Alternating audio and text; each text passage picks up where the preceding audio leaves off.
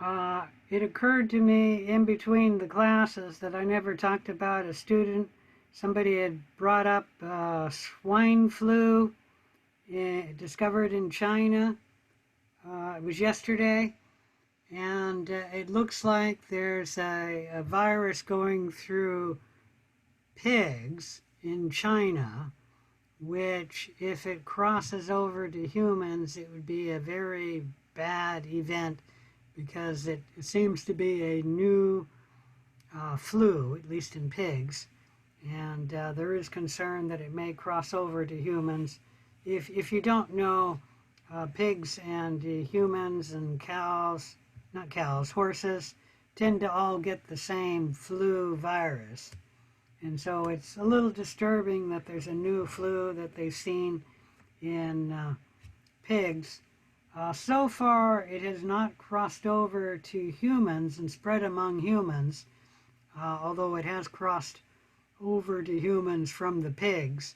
But it seems like the people who are getting it from their contact with the pigs. And anyways, this winter, if it does cross over, excuse me here, if it does cross over to humans, it means we will have an epidemic of a new flu virus as well as COVID-19, and we certainly don't need that. I guess the other thing I should state is that the flu vaccine that they're making for this year doesn't include that pig flu, so the vaccine won't protect against it.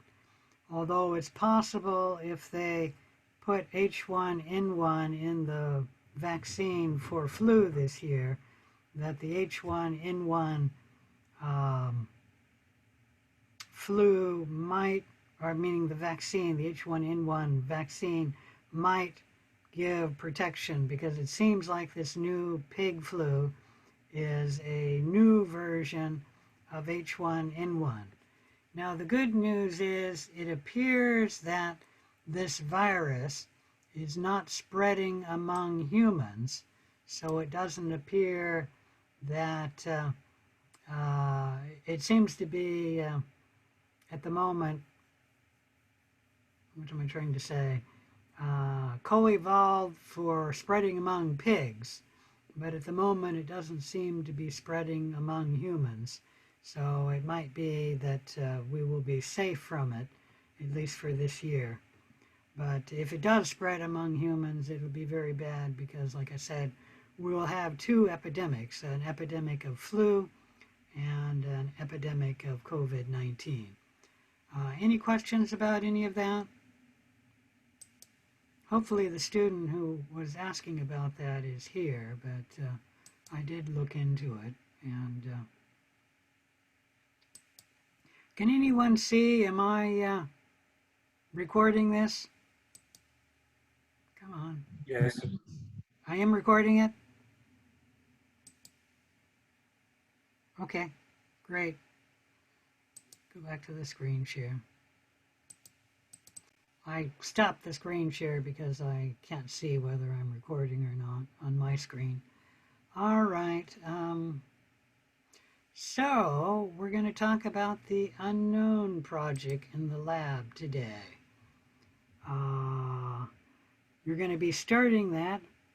Actually, you started it last night. I sent you the unknown number. And this will be a virtual project where you're going to be doing it virtually, where you're going to try and identify an unknown bacteria. And if you want to look at, here it is, look at the possible species it could be, come up to the Canvas website and look under week 5, lab.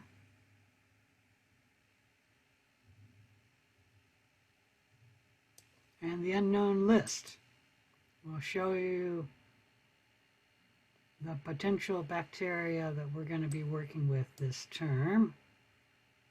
It's a big screen. Let me download it.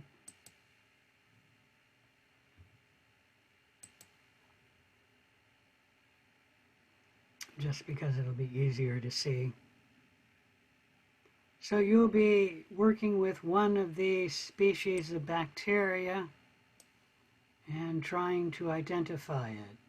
And how you identify it is you'll be running different tests, which are all up on the top here. All right, any questions about that? So these are the different species, and you'll need to look at this chart. So far, all I've given you is a number, and then you have to figure out what species it is by running different tests. And you're going to be doing this virtually, meaning you can't actually come into the lab and do it. Any question about that? If you look at week 5, let me go back.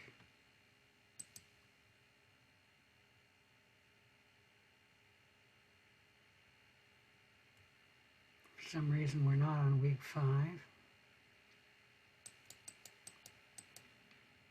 And week 5 lab, there's the instructions, which I've asked you to read. We'll talk about there.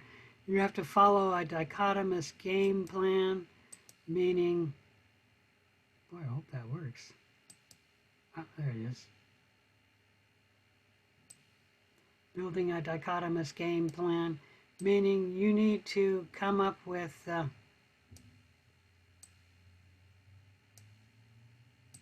I can't seem to move through the different pages here.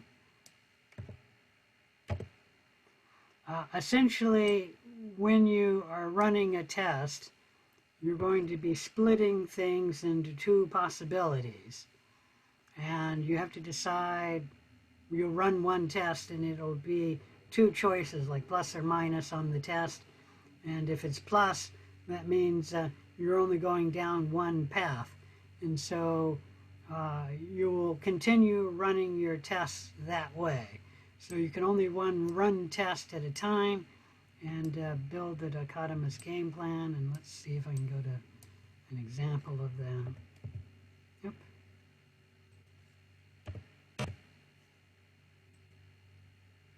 Boy, I hope that worked. Oh, there's a good game. So here's the possible species it could be, and it can go this way or that way. And it looks like the answer was it's only species A and B, so the test was positive. It doesn't say the test was positive, I'm just adding that. And so you can run another test, and that will lower to species A and B. And so this is your dichotomous game plan. Any question about any of that? So you have to follow a dichotomous game plan where you run one test at a time, and then the results will be something like positive or negative. And then dependent upon that result, you look at the chart of the species, and then say, okay, so it narrows it down to it being these possibilities, and so I'm going to run this test, which will narrow it down further. And so you use a dichotomous game plan for identifying your unknown. I've set up an unknown notes page, and what you'll do on this is detail out your virtual lab experiments. So on this page, you'll request a test, and then I will let that test virtually grow, and after it's grown, I'll give you the results. You make your observations on those results. That will be the results. And then you give your conclusions, what those results mean, and you detail that here. And you say, okay, these were the possibilities it can be now. It's reduced from what the possibilities were. And I decided I want to run this test because it'll narrow the possibilities down further. And you just record everything you need here. Okay? And how you do that, there should be a link on the right. I'm not going to have the link because I'm a teacher. I've got the link for grading. There should be a link up here for you to download documents, which will then be shown in this window here. And this, your notes page will be worth 10 points of the lab, and you should be asking in these unknown notes all the tests that you want, and it's not shown here, but I will put in comments here, and in the comments I'll give you the results for those tests after the test has virtually grown. Some tests, like one of the ones you've already started, actually takes a week before, meaning it has to grow for a week before you'll get the test, and that's the gelatin hydrolysis test. And I just decided that you're all going to start with that one because it takes a week to grow. And if you look on the chart, it actually is a pretty good test to run, meaning it tends to split the unknown species about halfway. Another test you'll be running, which I'll give you, meaning the first test, I'm actually going to give it to you.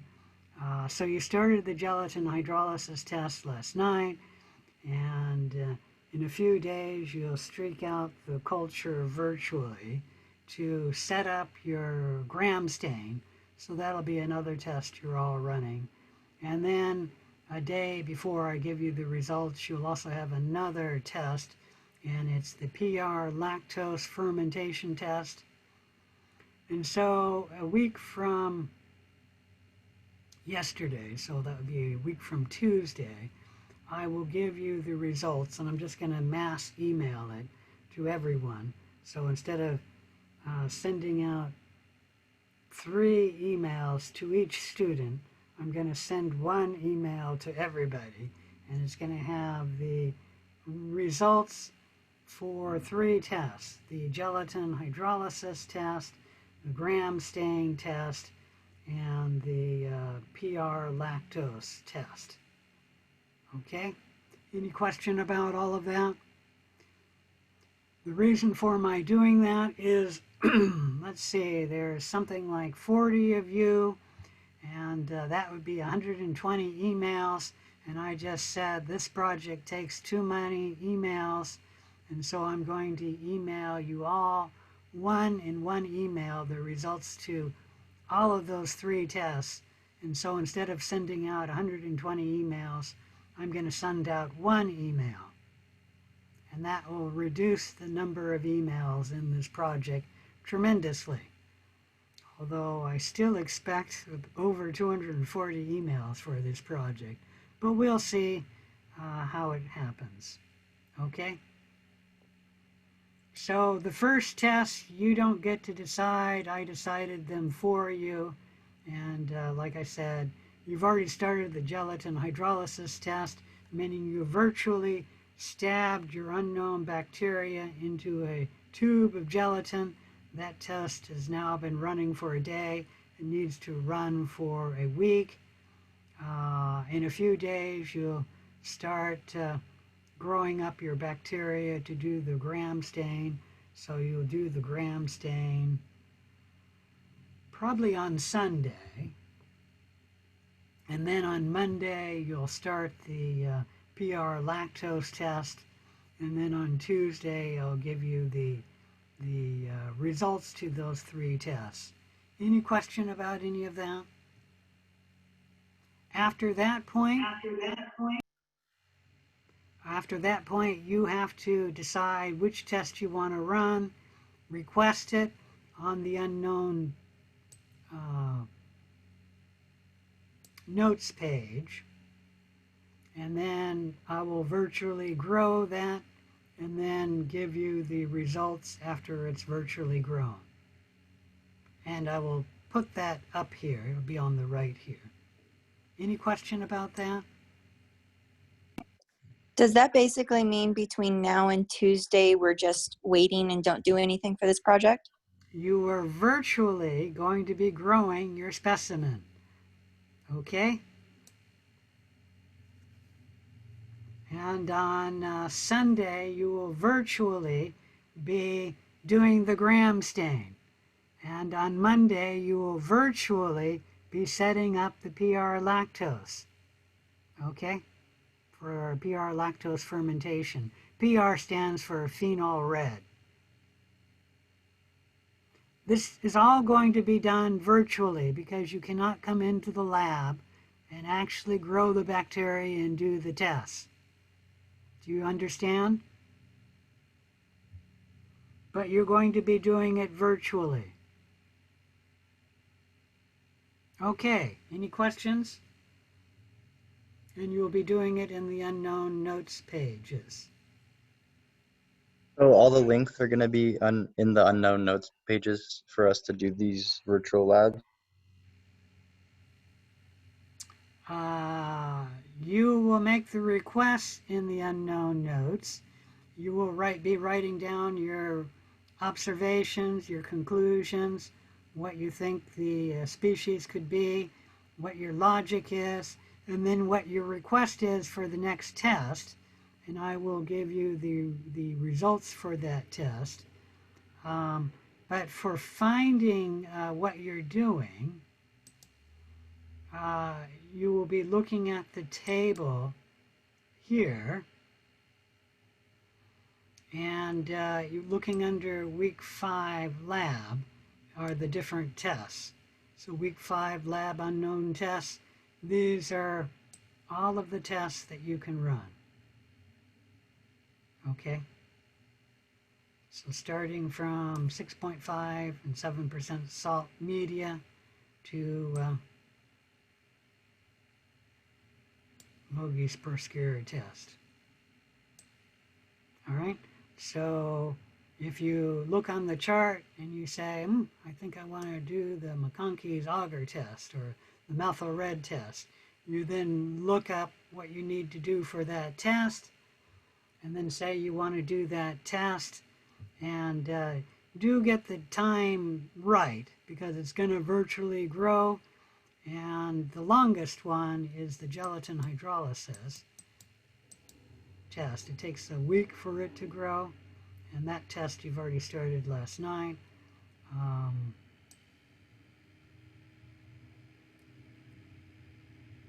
With the methyl red test, I think that one takes 5 days. Okay?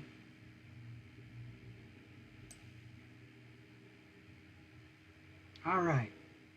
So take a look at that, and what you can do is there's 3 tests you're going to be running, and I've decided that you're going to do it, so you don't have a choice on that.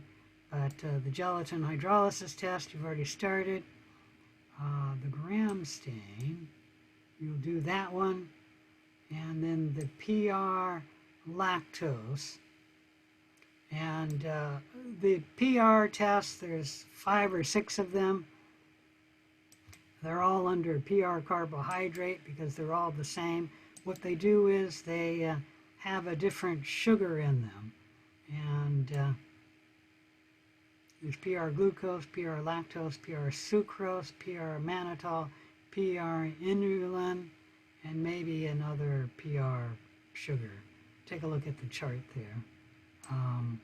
And they're all set up the same.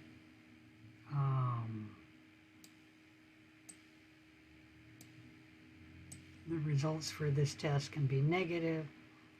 It can be an acid, and the tube will look yellow after growing for 18 hours, or at most 48 hours.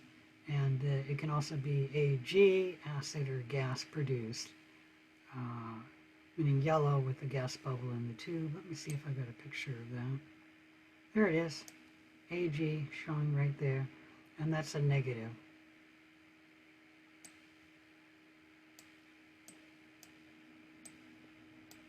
Anyways, it tells you how to do the test, how long it has to grow, and this one's 18 to 48 hours. Another thing, and that is if you ask for a test late on Friday, I may not get to it if it's late on Friday, meaning I will look on Friday, but if it's late on Friday, I might not look late on Friday. So I'll look at the tests on Friday sometime, but if you ask for a test late on Friday, I might not read it until Monday, meaning I'm not going to be working on this project on Saturday and Sunday. You can ask for a task late on Friday, on Saturday or Sunday, but just understand I may not read it and start it until Monday. Is everyone clear on that?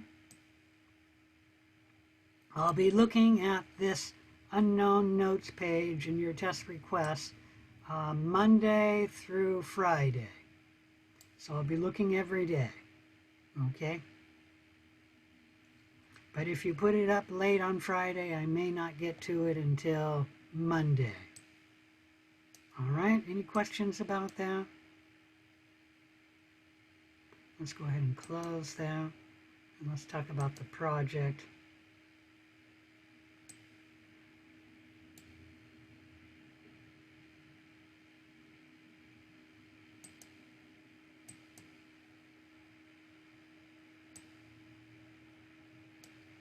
So the instructions, this unknown project is worth 100 points in the lab. You're going to be given an unknown bacteria virtually, and it's going to be your duty to run tests and try and identify this unknown bacteria. Any questions about that? Everything's going to be done virtually. You can read about the rationale of it and what we're trying to accomplish, but you're virtually going to be performing the tests to identify it, and you're going to be virtually growing the bacteria. So initially you have to come up and isolate it, and I've given it to you, and what you're going to be doing now is streaking it out and growing it up. And so you haven't made your stock culture yet. You have to make that stock culture virtually, and that's what you're doing. And then once you have that grown up, store it in the refrigerator virtually in the virtual lab so that you can use from your stock culture in the future. Let's see, you're going to be doing the gram stain on Sunday, so you will be setting up your growth of your cells either on Friday or Saturday, so you have fresh growth for doing your gram stain on Sunday. Any question about that? And then on Monday... I think I'm confused with how you're using the term virtually. When I think of the word virtually, I think I'm doing something on a computer and actually physically doing something, not metaphorically. Okay, you're going to virtually ask for these tests. So that's going to be done on the computer. You're going to virtually grow your cells, meaning I'm not going to give you the results until the bacteria have grown for the appropriate time. So that too is being done on the computer. And you can say metaphorically if you want, but I'm using the term virtually. Now the first 3 tests, I have decided you are going to do them, so you do not get an option. And it's to reduce the number of emails I'm sending out. Okay?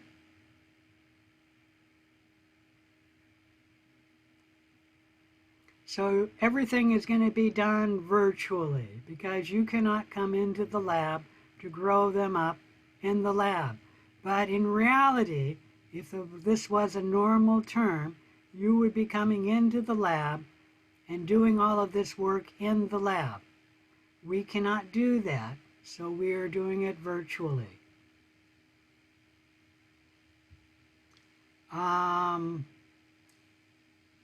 You should use the resources available to get information. Obviously, use Canvas. I've got the chart of the unknown. I've got the tests up, so read that. But you can also use information on the web. Now, if you get information on the web, please verify that it is correct, because there's a lot of stuff put up on the web and it may not be correct. Only use my chart for identifying your unknown, because other people have other charts that are different from my chart. Now my chart is based on Bergey's manual, so hopefully everything I have in my chart is what Bergey's manual has. But occasionally in Bergey's manual, they will have different results for a bacteria. And sometimes I do have that in our chart, but in other times I don't have that. Let's see if I've still got that. Meaning we may have put in an easier answer for you to be able to identify a species. I'm just going to show it briefly.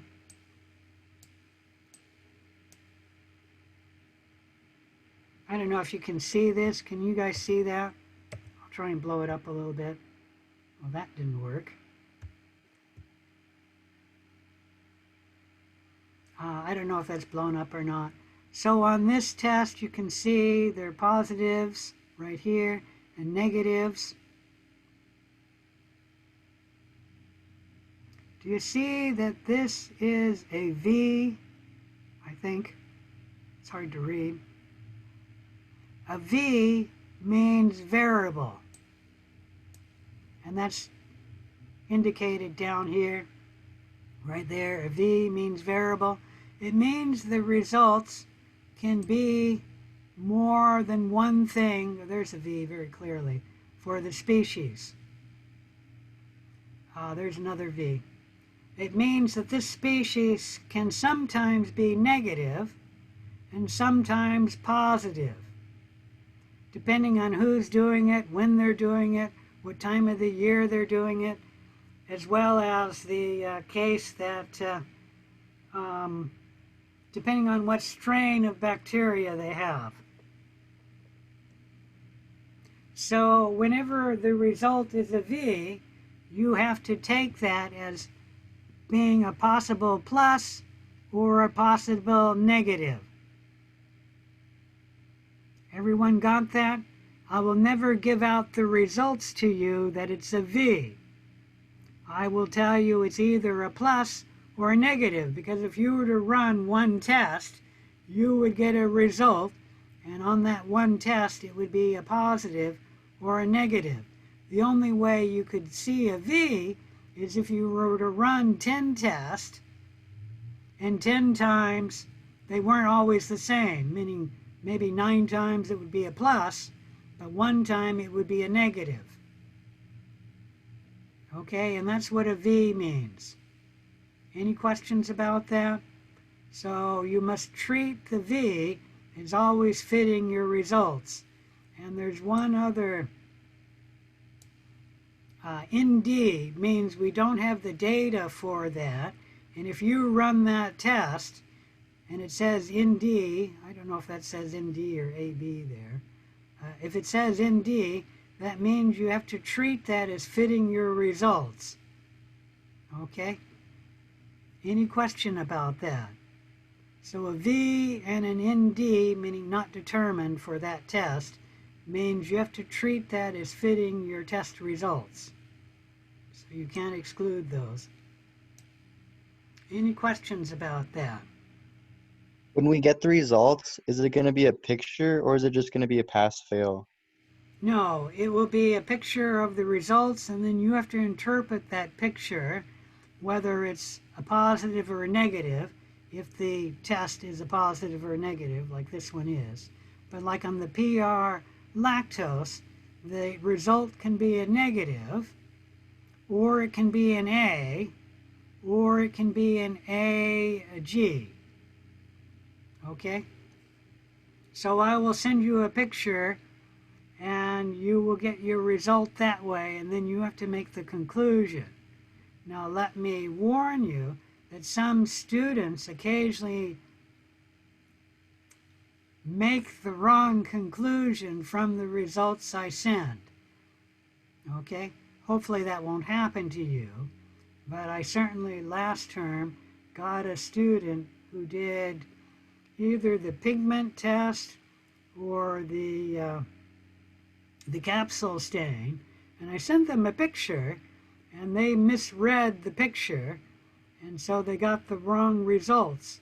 And they did a few more tests before they realized that the results weren't what they expected, and they came back and looked at the picture and changed their interpretation for the results on the test. So you can get the conclusion wrong on the test, meaning I'm only going to send you a picture. You have to interpret what that picture means. Now, it won't be simple luck at how you're doing this. Let's go back to here. Nope, gonna have to go back. Meaning, you can look at the test. If I can scroll down to it, let me shrink that.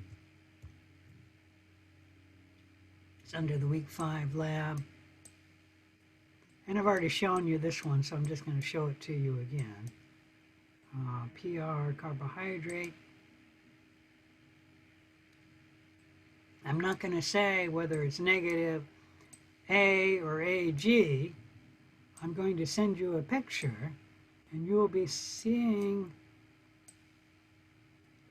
a picture like this or a picture like this, only I'm not going to say it has gas. You're going to have to read that. I'm not going to say it's negative. You're going to have to look at that from the picture. Any questions about that? But you should be able to see pictures on the my website, the Canvas website, and you can find pictures online. But I'm only going to send you a picture, and that will be your results. All right, let's go back talking about the unknown project. So you can use my Canvas website for getting information. You can use other information. Make sure if you use the web for getting your information that you verify that that website is correct. You must follow dichotomous logic, and if you turn in a project where you're not using dichotomous logic, you're going to be penalized on your points. You must record daily lab notes, put that under your unknown notes page. So talk about what activities you're doing. That's going to be the test results that you're requesting. And there's no way to get a test request from me unless you put it up at the unknown notes. Meaning if you email me, I'm going to ignore that. It has to be in your unknown notes. Write down your observations, your thoughts, all your lab class activity and your unknown notes. Document all your activities there. And that's going to be worth 10 points. And then turn in the unknown report. It's going to be worth 100 points. It'll be typewritten and submitted in the unknown reports page. 100-point project. It must be typed and not double spaced. You must use 12-point font. I will penalize you if it's not 12-point font.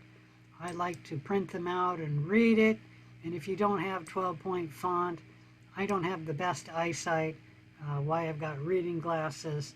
And if you use 10-point font or less, I'm going to have a hard time reading it. So I do request that you use at least 12-point font. You must put in your daily description, what tests you run, the information you hope to get from that test, what your results were from that test, that's your observation, and then what your conclusions are. So each date on your unknown report, you should put the date for what day you did that, and you would put in the date you asked for the test, and then like 2 days later you give another date, and then you say the results from that test and what conclusions you made from that result. So the result would be the tube was red. The conclusion, that test, PR glucose fermentation, was negative, is your conclusion. And that means that my species under consideration is reduced to 2 species, and I will do this test because it will differentiate those 2 species, and then I should be able to know what my unknown species is. So you write that up under that day, and then under that day you'd say what test you will be doing. Let's just say PR mannitol fermentation. Okay, so I want to do the PR mannitol fermentation because it separates the 2 species of bacteria under consideration, and then I will have my unknown bacteria. Don't omit data to make the project look better. Put in all the data, and if there's a problem, just write about what the problem was and briefly, and say why you're not following that data. You can include drawings, photos, and tables for the unknown reports. I will give you pictures. You don't have to add them, but you can. That's up to you. Drawings, photos, and tables must completely labeled from where you got them.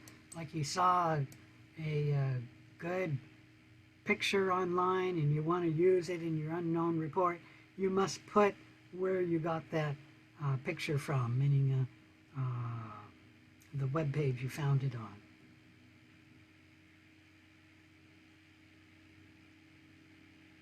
Like I said, each entry must begin with the date and time. If you're only doing one thing on a day, you only need to add the date. If for some reason you're doing 2 tests on one day, you can include the time. I'm trying to think when you would be doing this because this is being done virtually. The only thing where you would do 2 things on one day is when you realize you made a mistake on a day. You can come in and then create another date entry and another time entry and correct your mistake. That would be the only time when you do 2 things on one day. You do not have to describe the step-by-step details like how you run the test. I know how to run the test, so all you need to do is say, I ran the PR glucose test, I set it up on this date, and then I got my results a day later, and so I give the date. So, I don't know, you do the PR glucose test on 7/12, so you request that test on 7/12, and you might have other things written on 7/12. And then on 7/13, you don't say, I requested the test on 7/13. You give the results and the conclusions on 7/13, meaning the date you request most of the tests will be before you give the results of that test. Is that clear? I'll show you an example of that at the end here. And generally, you just need to state the test. You don't have to go give the details. For a test that you have to grow up the bacteria before you run the test, like on the oxidase test, you could write in your notes that I grew up my bacteria to get fresh bacteria on, I don't know, 7/13, and then on 7/14 I ran the oxidase test, and that test you actually get the results immediately. So on 7/14 you will say I ran the oxidase test, and then the results of the oxidase test, it was blue. The conclusion, the oxidase test was positive. My unknown organisms can perform the oxidase test, meaning they have cytochrome oxidase C, or cytochrome C. Okay? Any question about that? So give the thoughts and words for why you want to run a test. Those thoughts and words must be your own. You can't receive advice from others, but all the work should be your own. You must outline the process you use to identify your unknown organism, and generally you do that in a table or in a diagram near the end, and I'll show you how to do that in a minute. And then at the very end, you also give a paragraph describing your unknown bacteria, meaning after you've identified your unknown bacteria, go up on the web and give me some information discussing that paragraph. And don't just copy and paste from Wikipedia. It should be written in your own words. And it just needs to be one paragraph. Do not make that longer than a page, because the entire report should be, I've got it written down here how many pages it should be someplace.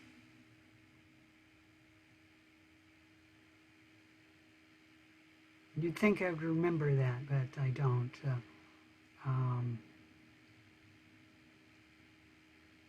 I think it's on the example outline. I'm sorry? I think it was on the example outline.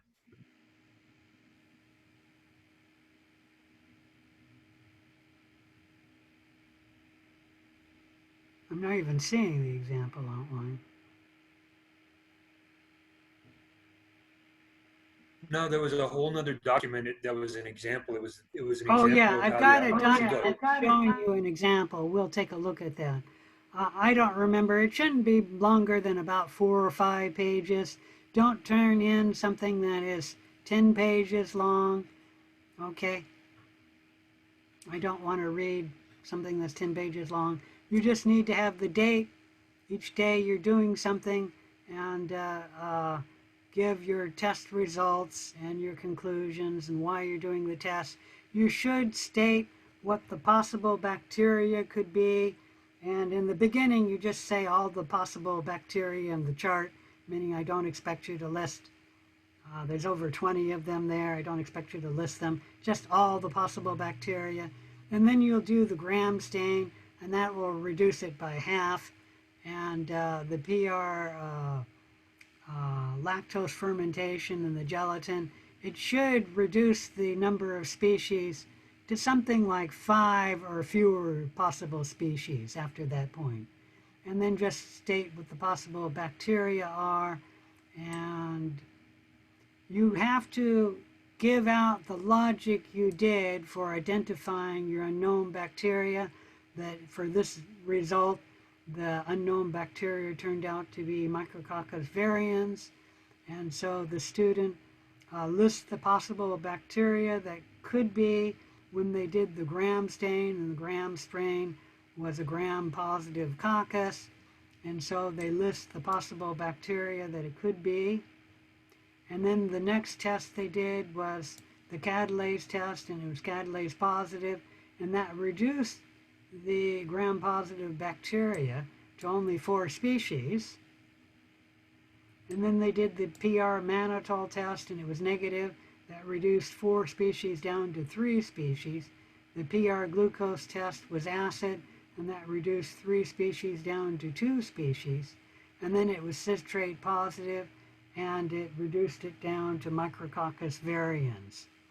You can, if you wish, in your test results here, and then write up your lab report and finish your unknown notes page, okay, because you've identified your unknown. But you may also do one more test to confirm that your unknown is Micrococcus varians. Look up on the chart and what the possibilities are. Like, for example, it looks like we only had 1 test that we know of that knocked out Staphylococcus aureus, and that's the PR mannitol. So you might try to find another test which would knock out Staphylococcus aureus from Micrococcus varians. to confirm that your unknown is Micrococcus varians. So my point is you could do one more test to confirm that your unknown is Micrococcus varians. All right?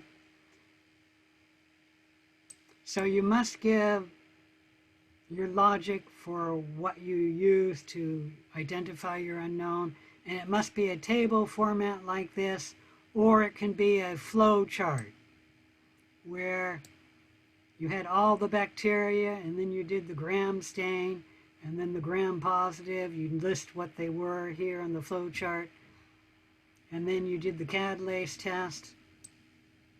So from the gram stain, you did the catalase test, and the catalase positive, and then you put down the 4 species: Micrococcus luteus, Micrococcus varians, Staphylococcus aureus, Staphylococcus epidermidis. And so you can turn that in as a flow chart instead of using a table. Okay? Any questions about that? So that's mandatory in your table. Mandatory that you turn in a paragraph about your unknown paper. You must cite that. So generally, when you're giving information that is not commonly known, you use an in-text citation.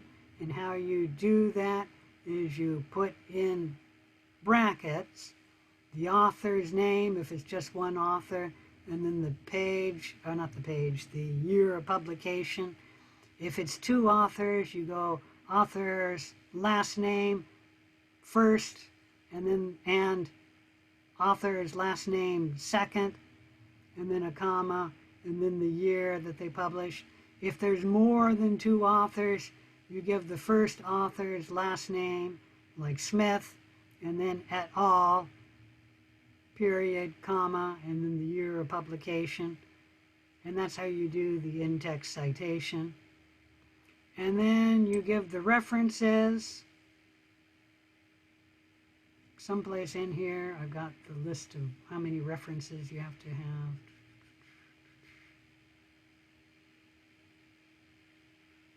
Wow, I'm not finding that now.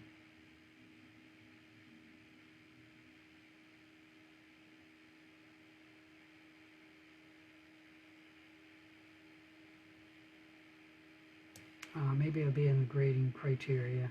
But then you give the references at the end of your paper, and those should be following the normal format.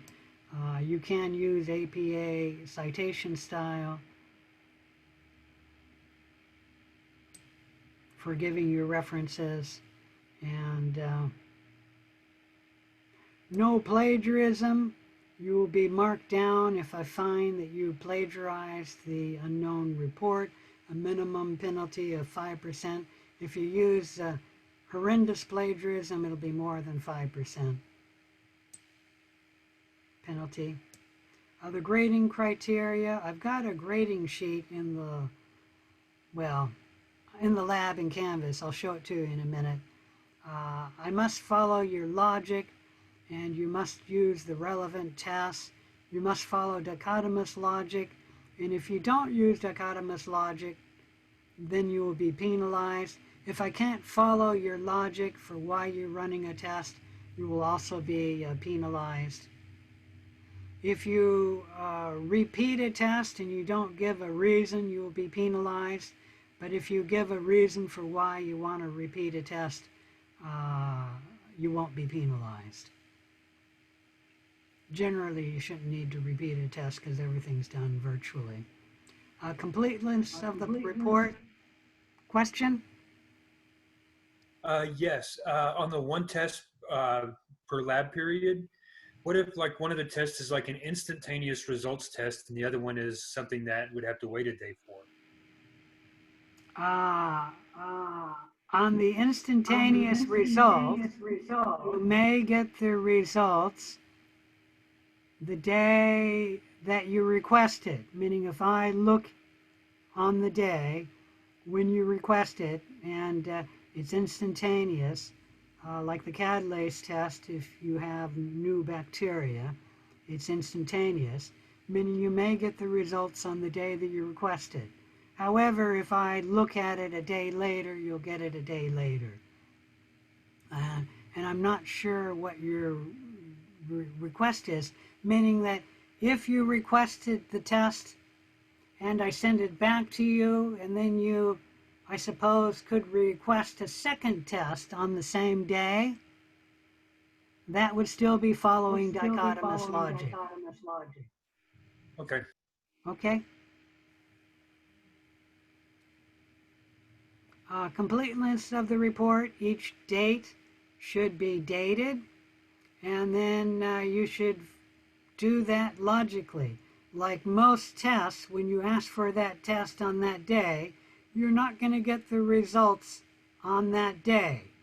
It will need to grow, and so maybe like 2 days later, you'll be getting the results for that test. And that should have its own date, 2 days later, and then you say, these are the results to that test.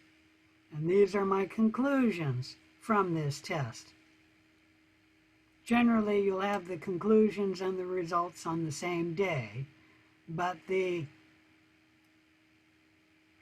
test that you're running will usually be come earlier than on the day you're reporting your results.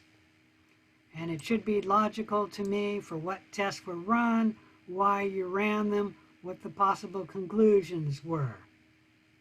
Okay? And if that is not obvious to me when I'm reading your report, you will be marked down. Diagrams, photos, tables are helpful. They're not required, except at the very end, you must go and give a table or a flow chart showing the logic you use for identifying your unknown bacteria.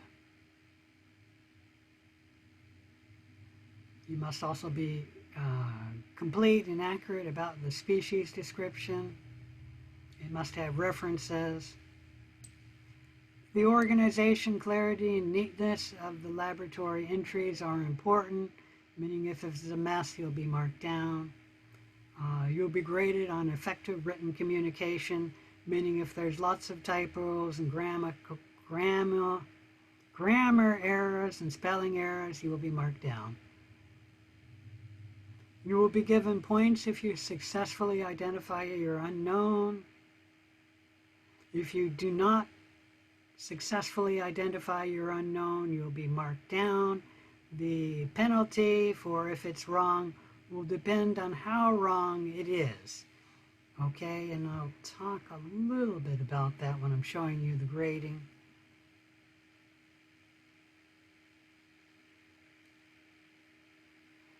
Your points will be deducted if your daily lab entries don't correspond to the actual events, meaning I will have access to your unknown report, and then I can go look up on the unknown notes, and I will see when you requested a test, so I can check on the accuracy of your report. Especially since I'm going to give you the results, I can look at the time when you got those. All right. So this is sort of what you're doing now, and that is you're just growing up your unknown, and eventually you'll set up the stock culture, and this is all going to be virtually, and then you will access the stock culture to run up tests in the future. This is trying to show you dichotomous logic. All right, any questions about what you're doing for your unknown lab report?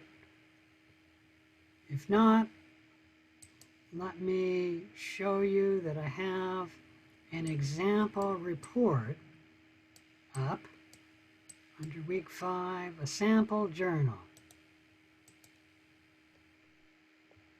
Do we only request a test on a day that we have a lab, so Monday or Wednesday? No, you can request a test Monday through Friday, and you can request it late Friday night, Saturday and Sunday, but realize I'm not going to be looking at your unknown notes on Saturday and Sunday. So if you request it late on Friday, I may not look at it until Monday. Okay? But you may request it Monday through Friday. And you can request it on Saturday and Sunday. It's just I'm not going to look at it on Saturday and Sunday. Let's go ahead and download this. I've got an example. Hopefully that's going to download. Oh, it's slowly downloading. Don't ask me why it's doing it so slowly. And I need to make a link for this. I've also got a grading sheet, which I'm certainly, oh, there it is, the unknown reports key. So how you would be graded, meaning I'll actually send this to you. Utilization of resources. Did you use excess media to identify your unknown? No excess media, you'll get 10 points for that. You had one excess media. Actually, I might change that. Yeah, let's change that to 8 points. So you'll be marked down 2 points if you have excess media, meaning you ran a test that I think you didn't really need to do. It didn't help you. And you have 2 excess media, you'll only get 7 points out of 10, etc. Was dichotomous logic used? No problem, you'll get 20 points. You had 1 irrelevant test, you'll only get 18 points. You had many irrelevant tests, you'll be marked down 8 points. No logic that I could see was being used, you'll be marked down 6 points. All relevant tests used, meaning you used all the tests, no omitted tests, you get 20 tests. You omitted 1 test that could have helped you identify your unknown, you will be minus 20 points. 2 to 3 tests, you'll be marked down 6 points, etc. Were the correct species included each step? All tests had the correct species, you're getting 10 points. 1 incorrect species at 1 point, you'll be marked down 1 point. 2 to 3 incorrect species, you'll be marked down 3 points. Completeness of the report, all the information was presented, you get 15 points. 1 instance of missing information, you'll be marked down 2 points. 2 to 3 instances of missing information, you'll be marked down 4 points, etc. You have lots of errors in your report, lots of missing information, you'll be marked down 14 points. Okay? Effective communication, were there errors in your points? If the report is 15, you'll get, your report is good, excellent, you'll get 15 points. If you have a few errors but the logic is understood, you'll be marked down only 2 points. Some errors but still the logic is understood, you'll be marked down 4 points. Some errors but the logic is not totally understood, you'll be marked down 8 points. And you have lots of errors and I can't understand your logic, you'll be marked down 14 points. Okay? The correct species identified, you'll get 10 points. You get an incorrect species, but it's in the same group, like it should have been E. coli, but you say it's Enterobacter, you're going to be marked down 3.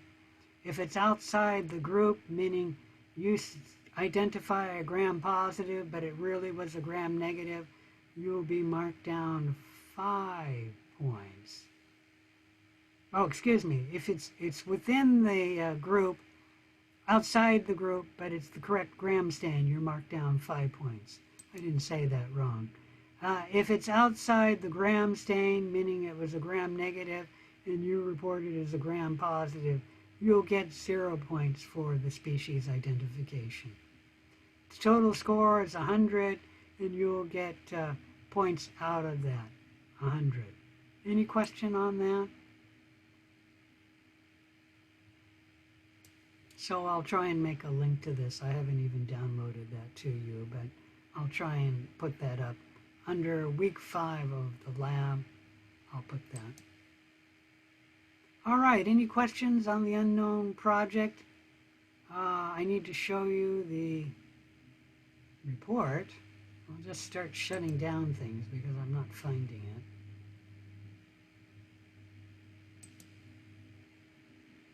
I should have downloaded it from here. I'm not seeing it.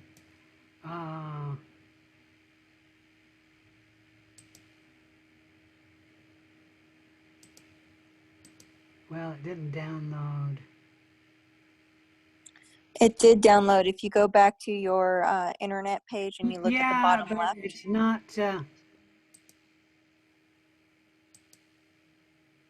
It's not showing up.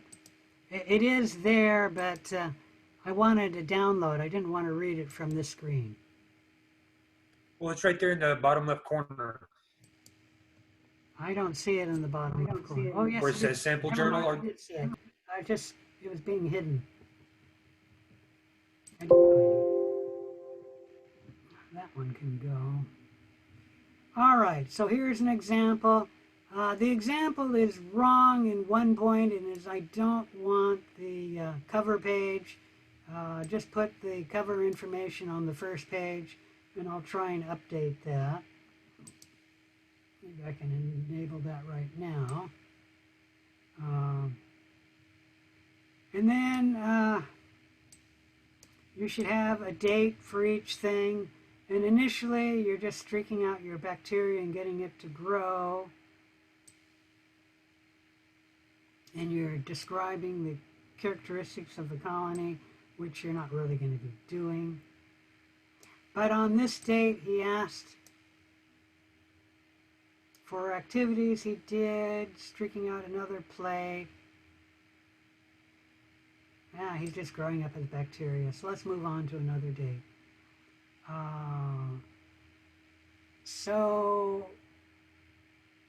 He's describing his stock cultures here. And so that's an observation on day 4, which for him was February 6, 2004.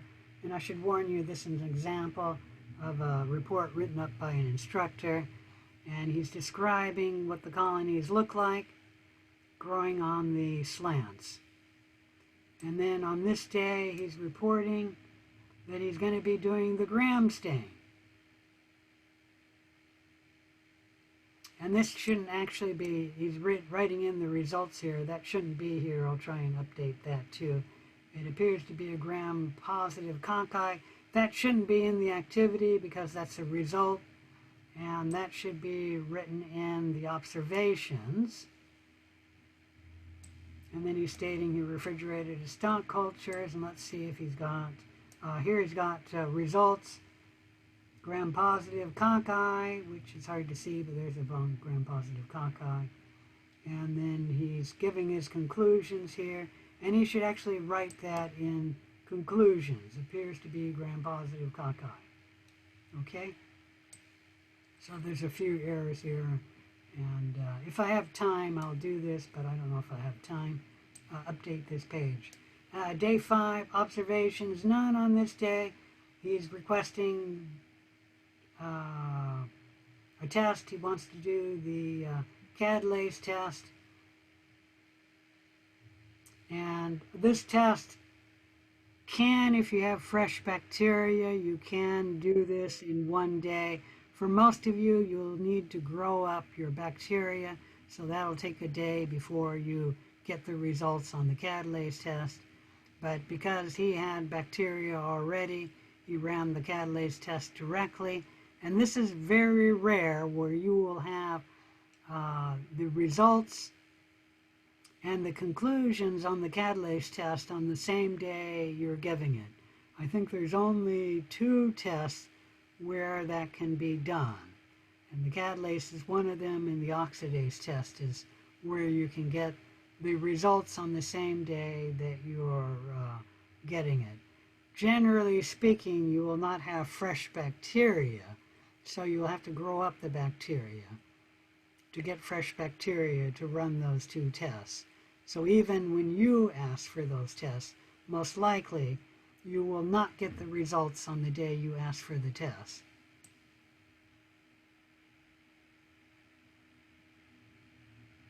I'm not sure why he's not asking for another test, because he got his results for the catalase test and he did not ask for that. But he asked for tests on the next day, February 6th.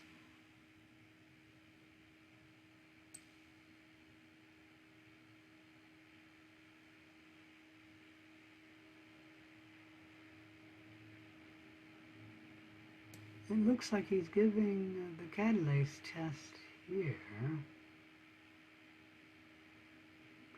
So he's streaking out for hemolytic activity, so those are the activities he's doing on day 6, which is February 10th, 2004. And you're not going to have this option. He was running 2 tests on this day. If you do that, you will be penalized, but he's asking for 2 tests. He's going to set up the blood agar test and the 7% sodium chloride test on day 6. And then on day 7, this looks like the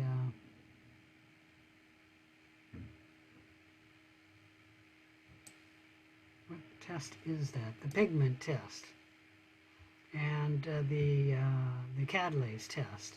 So on colony B here, he put the hydrogen peroxide directly on the bacteria, and you can see bubbling. So this is catalase positive, and hydrogen peroxide on A, colony A, or growth A. There's no bubbles, so that's catalase negative. Any question about that? Anyways, this is showing you an example, and you have access to it. And what's in red are just his notes that he's added, what his logic is, what he's thinking, what he might do. And then in what's in black is what he actually did.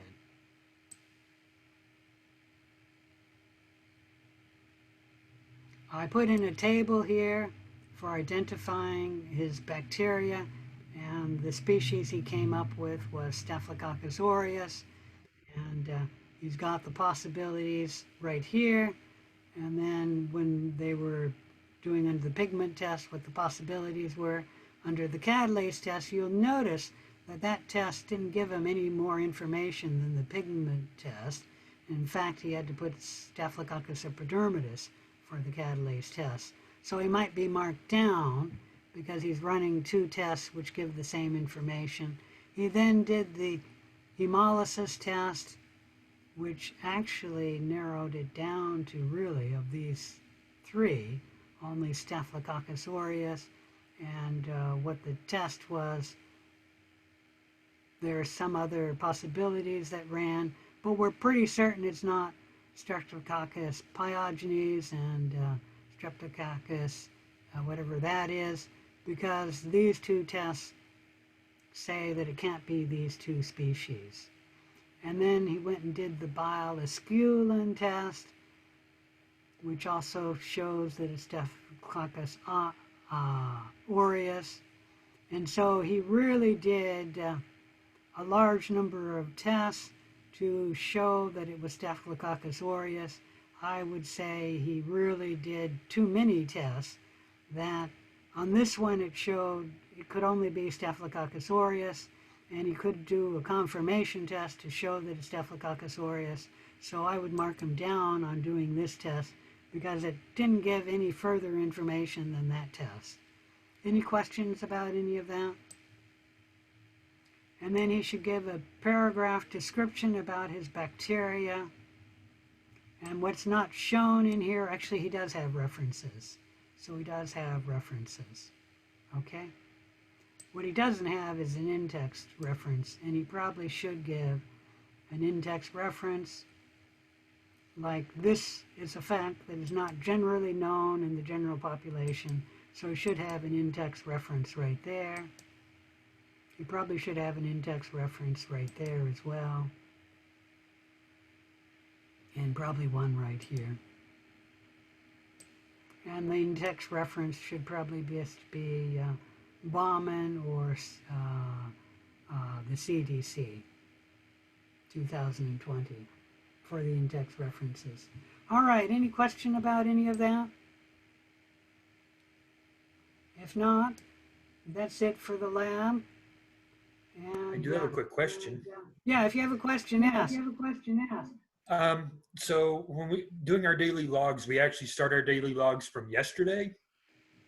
Yes, that's when you got your virtual bacteria.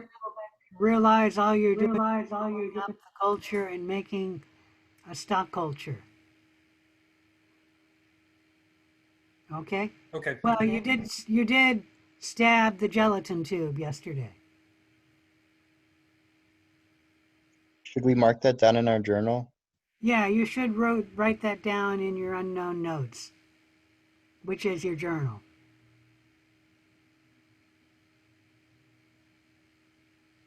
So do we perform any tests before we get our results back from the gelatin?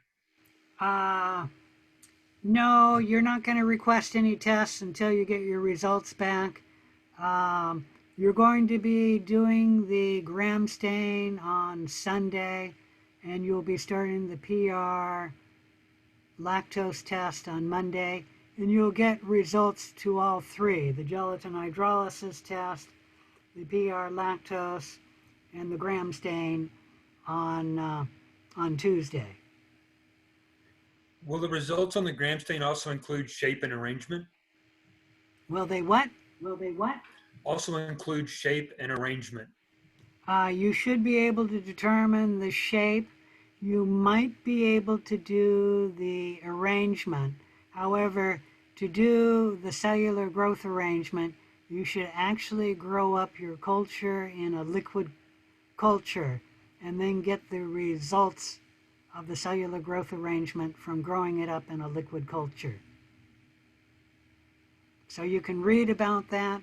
For cellular growth arrangement, it has to be grown in a liquid culture, or else the cellular growth arrangement may not be correct. It might be, but it may not be correct. All right, thank you. Okay. All right, we've actually used up all of the lab time. But if there's any questions, go ahead and ask. If not, I will see you tomorrow.